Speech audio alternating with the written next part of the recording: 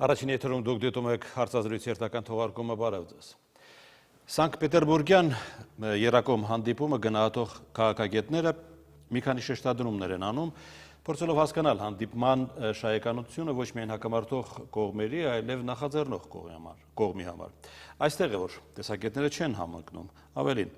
առաջանում են նոր հարցեր։ Այդ հանդիպմանը հենց Սանկտ Պետերբուրգում հետևել է քաղաքագետ Մելիք Շահնազարյանը, Հրանտ Մելիք Շահնազարյանը, ողջույն։ Բարև ձեզ։ Մասնակցի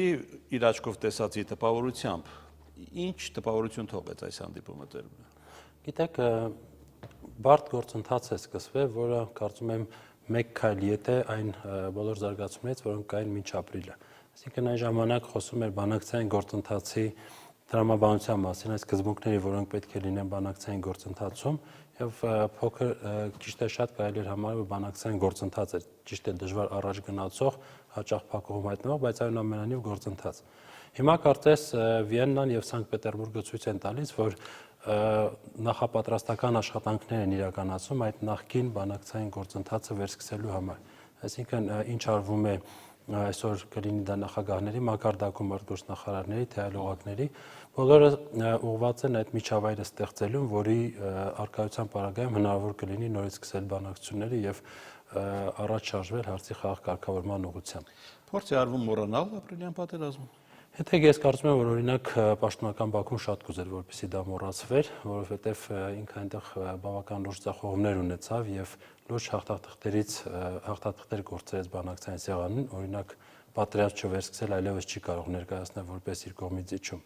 Բայց բնականաբար նաեւ վստահ եմ, որ պաշտոնական Երևանը երբեք թույլ չի տա, որպեսզի ապրիլյան իրադարձությունները իրենք անհետևանք մնան եւ որևէ կերպ չազդեն Ադրբեջանի հետ հետագա շփման ձևի բովանդակության վրա։ Իդեպ նաև ասեմ, որ նույն Սանկտ Պետերբուրգում կային փորձագետներ, լրագրողներ կամ մարդիկ, ովքեր ինչ-որ չափով ներգրաված են, թեկուզ եւ սպասարկողների անձնակազմում, հա, այդ բանակցային փուլերի կազմակերպելուն եւ ես տեսա, որ ռուս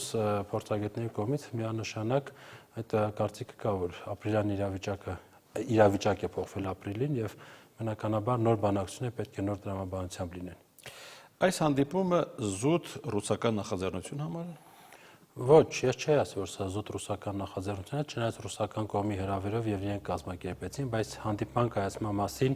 խոսք է գնացել Վիեննայում եւ մենք գիտենք, որ Վիեննայում Մինսկի խմբի համանախագահ երկրների արտգործնախարարների մակարդակով հնչեցված հայտարարությամբ նշված էր, որ հունիսի վերջին նոր հանդիպում կլինի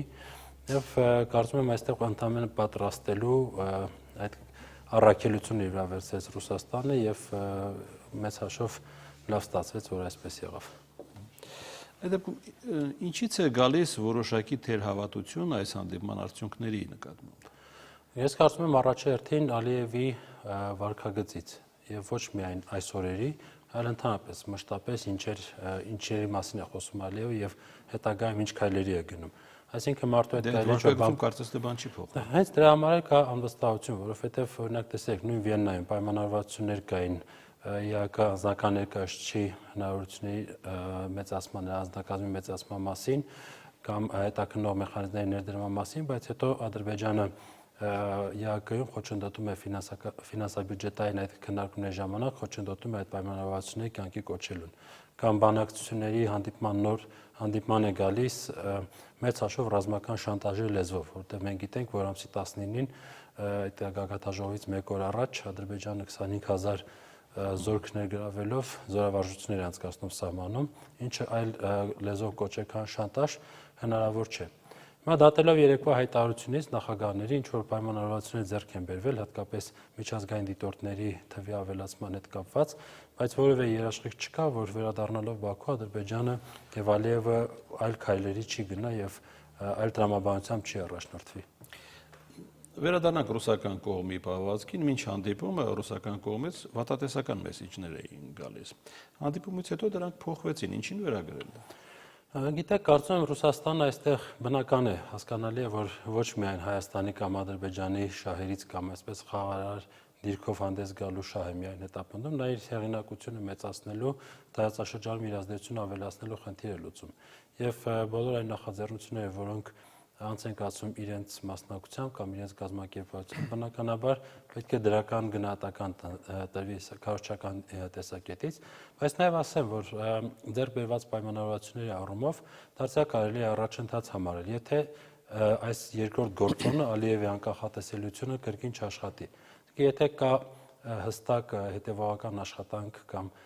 պատրաստակամություն Ադրբեջանի կողմից կյանքի կոչելու բոլոր այն պարտավորությունները, որոնք իրենք ստանձնում են նմանատիպ հանդիպումների ժամանակ, ապա կարելի է ասել, որ գոնե թե անվտանգության մակարդակի բարձրացման տեսակետից Սանկտ Պետերբուրգի հանդիպումը ստացված է եւ արդյունավետ է։ Այս հանդիպմանը մեր նախագահը կոնկրետ Վիեննայի պայմանավորվածությունների վրա հիմնվելն էր կարևորում, բայց մյուս կողմից տպավորություն էր, որ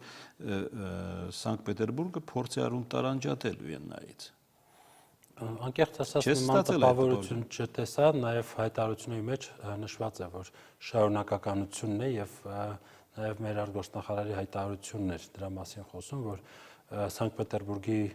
հանդիպումը դա Վիեննայի տրամաբանական շարունակությունն էր։ Եվ այլ հարցեր, որ Վիեննայի այդ ձեռք բերված հարցեր, որոնք ըստ էության տեխնիկական խնդիրներ են, անվտանգության մեխանիզմներ, չգիտեմ, քաղաքական լուրջ պայմանավորվածությունների հարց այնտեղ չկար, բայց անգամ այս տեխնիկական մակարդակում բավական լուրջ խնդիրներ են առաջանում եւ անհրաժեշտություն է առաջանում նոր եւ նոր հանդիպումներ կազմակերպելու։ Սա երևի թե մի գործընթաց է, որը բոլոր դեպքերում կարող է տևողական լինել, ես կարծում եմ, եւ այս տեսակետից այո, դժվարությունները շատ են։ Առ այսօր գոյություն ունեցող հարաբերական անդորը շատ է զուգակցվում Ֆորմուլա 1-ի հետ, որն ավարտվել է արդեն։ Ավարտվել է 2 օր առաջ։ Ճիշտ է այդ զուգահեռտանելը։ Ադրբեջանին դա ինչ-որ պարտավորեցնող հանգամանք է։ Գիտեք, Ադրբեջանը ամեն ինչ արեց, որպեսզի Ֆորմուլա 1-ը իսկապես իրադարձություն դառնա համաեվրոպական նշանակության եւ որպեսզի այդ իրադարձության կենտրոնում լինի ինքը Ադրբեջանը եւ Ալիևը ինքը անձամբ ուզում էր որպես այդպիսի կերպար հանդես գալ։ Հնարավոր է դրա համար այդ խնդիրը լուծելու համար նրանք իսկապես խուսափեին նաև սահմանում լարվածություն ստեղծելուց։ Իդեպ միանգամից ասեմ, որ դա չհաջողվեց Ադրբեջանին, ընդհանրապես աննկատ մնաց, եթե չասեմ, որ քննադատությունների նոր պատճառ դարձավ Ադրբեջանին ուղղված, որտեղ Եվրոպան նայեց դեպի այդ երկիր եւ տեսավ այնտեղ առկա խնդիրները, սկսեց եւս մեկ անգամ խոսել դրա մասին։ Բայց ես չէի պայմանավորի միայն Ֆորմուլա 1-ով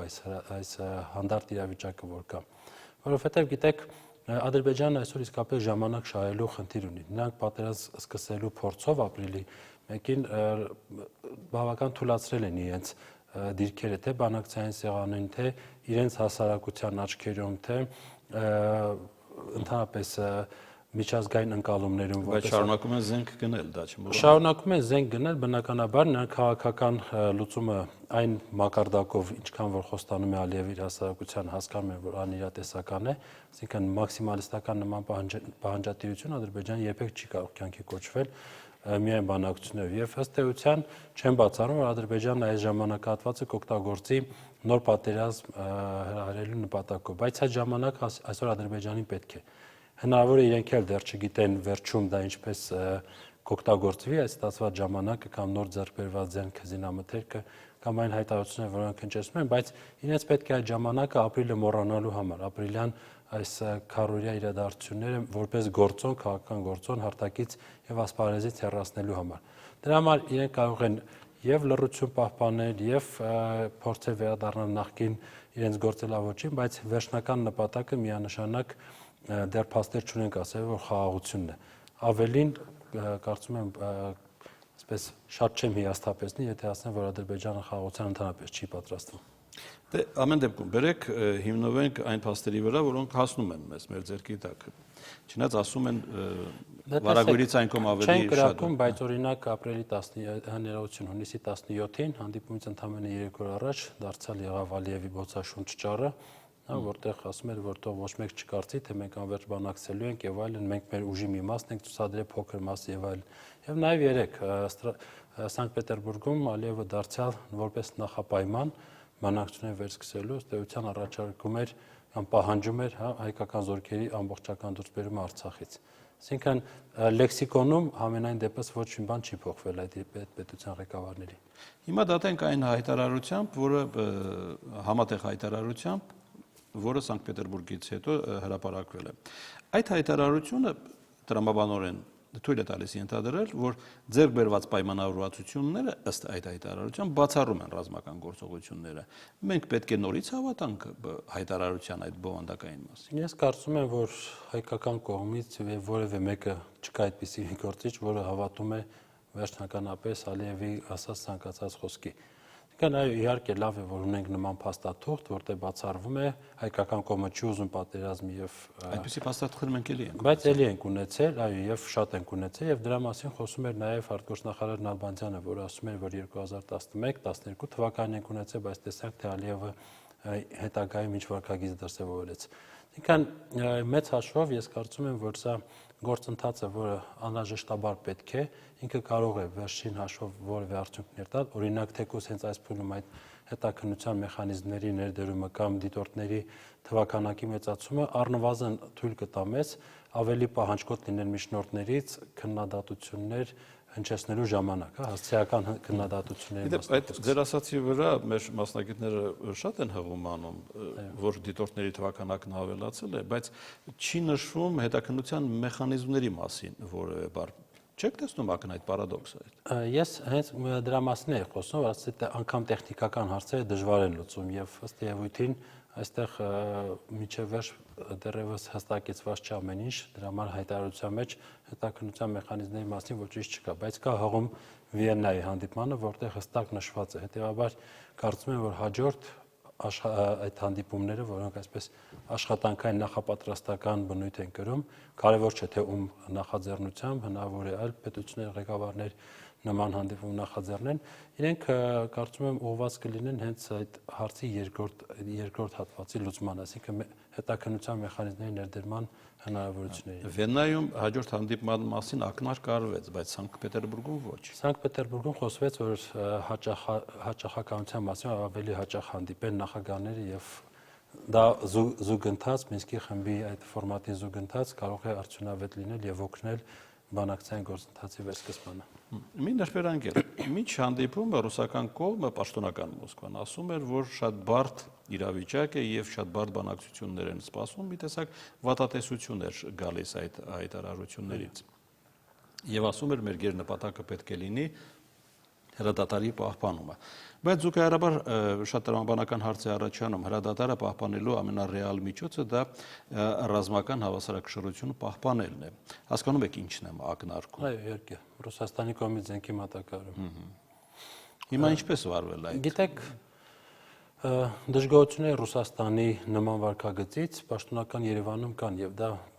բազմիցս արտահայտվել է անգամ նախագահի մակարդակով, այո, Երևանում որևէ մեկին դուր չի գալիս, որ Ռուսաստանը զենք է վաճառում Ադրբեջանին եւ նաեւ ոչ մեկ այստեղ չի պատրաստվում համակերպվել այդ մտքի հետ, որ դա Ռուսաստանը անում է իր ճարից ելնելու։ Բնականաբար մեզ համար մեր անվտանգությունը գերակա է եւ քննադատությունը մշտապես լինելու է։ Եվ ասեմ, որ նույն Սանկտ Պետերբուրգի հանդիպումը մեծ հաշվով մեծ սպասելիքներ որևէ մեկի մոտ, այդ թվում նաև կարծում եմ պաշտոնական անձանց մոտ, այդքան էլ չունի, այսինքն հստակ կար խնդիր ինչի համար են գնում, խնդիրը վերաբերվում էր դիտորդների թվի մեծացմանը եւ մեխանիզմներին այդ վերահսկողության, հարցի կեսը լուծվեց, կեսը դեռ շարունակում է ընթացքի մեջ մնալ։ Իսկ մնացած բոլոր այդ գործընթացները, որոնք կան, իհարկե դա կարծում եմ շատ ավելի լայն եւ ավելի մեծ դաշտի աշխատանք է, որը պետք է հետեւողականորեն իրականացվի։ Այո, ապրիլյան պատերազմի այդ հետևանքները ոչ բոլորն են, որ հաշվի են առնում եւ այնտեղից երևացող ռիսկերը ցավոք սրտի այսօր դարձյալ անհրաժեշտ չափով չեն վերլուծվում ոչ միայն տարածաշրջանում, այլ նաև տարածաշրջանում շահ հետապնդող այլ պետություններում, ինչը կարծում եմ լուրջ խնդիր է եւ որի ուղղությամբ պետք է իսկապես շատ ակտիվ եւ հետեւողական աշխատել։ Երբ Ադրբեջանը ասում է ռուսական կողմի մոտ ռուսական կողմի դիրքորոշման մեջ մեղմացում է նկատվում, հասկացել եք ինչ նկատի ունեն այստեղ ադրբեջանցին։ Գիտեք, ես չեմ կարծում, որ այնտեղ լուրջ քննարկման թեմա է դարձել հենց ռուսական կողմի դիրքորոշումը, որովհետև նախ ասեմ, որ դուրս եկան ադրբեջանական կողմը պաշտոնական մեկնաբանություններ չհնչեցրեց Սանկտ Պետերբուրգում, այսինքն այդ պահին նրանք չունեին հստակ այդ գնահատականները մշակված այսպես մոտեցումները թե ինչ պետք է ասեն եւ պարզապես պատվիրակությունը նրանց հեռացավ՝ ի տարբերություն հայկականի, որը մեկնաբանությունով հանդես եկավ եւ գնահատականներ տվեց այդ հանդիպման արդյունքներին։ Բայց այստեղ գիտեք, ես կարծում եմ, որ ինչ որ չափով թե Ռուսաստանը, թե Ադրբեջանը եւ թե Հայաստանը փորձում են բոլոր դեպքերում այսպես Ռուսաստանի մոտեցումների հետ ընդհանրական ինչ որ կետեր գտնել, հա, որոնք հնարավոր կլինի հետագայում հենվել այդ կետերին եւ փորձել սեփական դիրքորոշումը առաջ տանել։ Ռուսաստանը բնականաբար նման հանդիպումներ կազմակերպելով փորձելու է մեծացնել իր ներկայությունը, իր ազդեցությունը տարածաշրջանում, սա բոլորը հասկանում են, բայց չգիտեմ որոնք են այն մեխանիզմները, որոնք կարող են խոչընդոտել եւ պետք է այս հակամարտության ֆորմատում նկատի։ Այո, նաեւ այս հակամարտության ֆորմատ, դե մեծ հաշվով հարավային Կովկաս։ Հաջողվեց Մոսկվային այս հանդիպումը։ Արտաքին տպավորությամբ այո, առաջի եւ արտաքին տպավորությունով այո, Ռուսաստանը դա կարողացավ, ամենայն դեպս ստեղծեց եւս մեկ հարթակ, որտեղ դա բոլոր անվտանգության վերաբերող հարցերը քննարկվում են, բայց գիտեք, սա դեռ խոսում է միայն կողմերի պատրաստակամության մասին, Ռուսաստանը ավելի ակտիվ համագործակցել զուտ Ղարաբաղյան հակամարտության կարգավորման հարցում։ Այդ դրանից հետո լինելու են պահանջներ ավելի հստակ քայլերի եւ ավելի հստակ մեխանիզմների։ Եվ եթե օրինակ Ռուսաստանը շարունակի Ադրբեջանին զենք մատակարարել, միանշանակ կարելի ասել, որ հայկական կողմը զերծ կմնա Ռուսաստանին այդքան մոտ բերելու այդ հնարավորությունից։ Նույնը վերաբերում է Ադրբեջանին, եթե նրանք նկատեն ինչ որ խնդիրներ, որ ավելի այսպես հայամետ են, բնականաբար նրանք են փորձելու խուսափել Ռուսաստանը։ Այս պահին ստարտային փուլում, այսպես ասած, ապրիլյան իրադարձությունից հետո կարծես թե պատրաստակամություն թե Երևանում եւ թե Բաքվում Ռուսաստանը հետ համագործակցելու զուտ անվտանգության մակարդակը բարձրացնելու տեսակետից կա։ Ձեր տպավորությամբ Ադրբեջանը Սանկտ Պետերբուրգի տպավորությամբ ժամանակ է շահում այստեղ։ Այո։ Մեր մասնագետների ընդորում գերակշռի մասով այդ ժամանակը մեզ է պետք։ Մեր զինված ուժերը, տեխնիկան, զինամթերքը արդիականացնելու առումով նկատի ունեն։ Այն, որ մեր ժամանակը անհրաժեշտ է, ես լիովին համաձայն եմ եւ կարծում եմ, որ նաեւ ժամանակը հնարավորություն է տալիս ինչ որ կերպ խուսափել այսպես էմոցիոնալ մոտեցումներից հարցին եւ ավելի կշռադատված որոշումներ կայացնել։ Բայց երբ որ ես խոսում եմ, որ Ադրբեջանին է պետք այդ ժամանակը եւ ես վստահ եմ, որ շատ ավելի շատ քան հայկական կողմին, զուտ սխալները ուղղելու հույսով։ Բայց իդեպ ասեմ, որ ժամանակը ինքնին Ադրբեջանի համար այդ խնդիրը չի լուծում։ Այստեղ շատ կարևոր է թե ինչպես հայկական կողմը կպահի իրեն նույն հանդիպումների ժամանակ կամ այլ ֆորմատներում ինչպես կներկայացնենք մենք ընդհանրապես աշխարհին այն իրավիճակը, որը ստեղծվել էր ապրիլին։ Եթե հայկական կողմը թույլ տա կամ հնարավորություն տա Ադրբեջանին այսպես խուսափելու, շրջանցելու այդ ապրիլյան իրադարձությունները, այդ ժամանակը Ադրբեջանի օգտին կլինի, բայց ես վստահ եմ, որ դա նրանց թույլ չի տրվելու։ Եվ վստահ եմ, որ ապրիլյան իրադարձությունները որպես գործոն, որոնք պետք է ազդեն բանակցային գործընթացի վրա, իրենք անպայման լինելու են եւ այդ գործոնը մշտապես աշխատելու է այսուհետեւ։ Որտեղից այդ վստահությունը եւ կոնկրետ որ հանգամանքներում եք տեսնում այդ նյուանսը։ Գիտեք, վստահությունը նախ մեր պաշտոնական գնահատականներից է եւ եթե կհիշեք, բանակցությունը վերսկսելուն համար նախագահ Սարգսյանի կողմից նախապայմաններ են առաջադրվել։ Հիմա ես նույն Վիեննայի հանդիպումը կամ Սանկտ Պետերբուրգի հանդիպումը ընկալում եմ եւ տեսնում եմ որպես այդ նախապայմաններից մեկը կյանքի կոչելու փորձ։ Հա մենք պահանջում ենք վստահություն, որ Ադրբեջանը այդ քայլին չի գնալու։ Եվ այսօր Ադրբեջանին պարտադրվում են մեխանիզմներ, որոնք պետք է որ սահմանափակեն Ադրբեջանի հնարավորությունները, կամ գոնե թե ներառում են կամ բերում են Մինսկի խմբի համանախագահ երկրների ղեկավարներին այս գործընթացի մեջ եւ նրանց քաղաքական հեղինակություն եւ այլն բոլորը ծառայեցվում է Ադրբեջանին զսպելու եւ այդ մեխանիզմները ներդնելու գործում։ Փորձենք ինչ որ բան եզրակացնել ասվածից։ Հիմա Սանկտ Պետերբուրգը մոտեցրեց մեզ ռազմական սպառնալիքին, թե հեռացրեց։ Կարծում եմ ավելի դիպուկ եւ կոպիտ ասած, ինչը կստիպի Ադրբեջանին նորից կրակել։ Գիտեք, ես միշտ վստահ եմ եղել, որ հիմա Ադրբեջանը պատերազմ վերսկսելու համար ավելի լուրջ պատճառներ ունի, քան ապրիլից առաջ, որովհետև ինչպես արդեն ասացի, ձախողելով այդ հարձակումը բավական լուրջ հաղթաթղթեր է կորցրել բանակցությունների սեղանին, նա պետք է փորձի փրկել իր դեմքը։ Դա ցավոք սրտի այսօր Ադրբեջանի համար միակ հնարավորություն դա պատերազմ վերսկսելն է, բայց